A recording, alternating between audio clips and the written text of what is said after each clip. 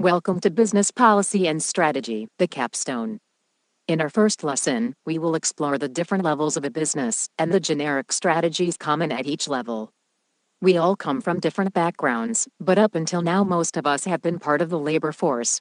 The labor force is distinguished by individuals who have vocational or technical skills to do a specific job. With every business, the frontline workers create the product or service that is the basis for the business. There is often a huge gap between labor force duties and responsibilities and executive leadership duties and responsibilities.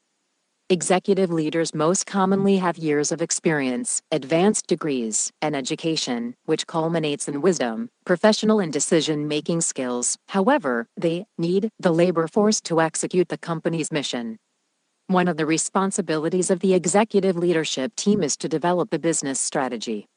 For this class, we will look at the worst-case scenario, which is creating a strategy for a major international corporation, one which has a corporate, a business unit, and department or functional presence. Now, we will look at the generic strategies at the different levels of the business.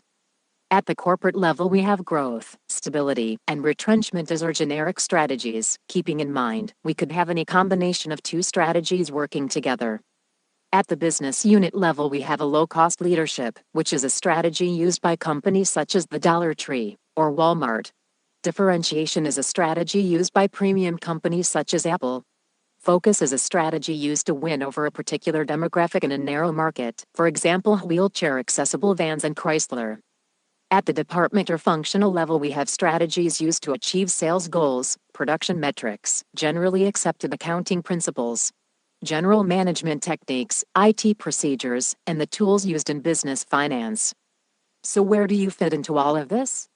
Either now or after graduation, you should be placed somewhere between the labor force and the executive leadership team. It will be your job not only to understand the strategies used by your corporation or business, but to be able to relate the strategy between you, your department, and the executive leadership team. Also, you should be able to pass the strategic intent down, in simple terms, from your department to the labor force, so they can understand the reasons why objectives need to change from time to time. Now, you should understand the business levels within a large corporation and the generic strategies we will use during this course. This should start us out for our first lesson. You may also print this lesson as a single graphic. Thank you and welcome aboard. This ends lesson 1. Would you like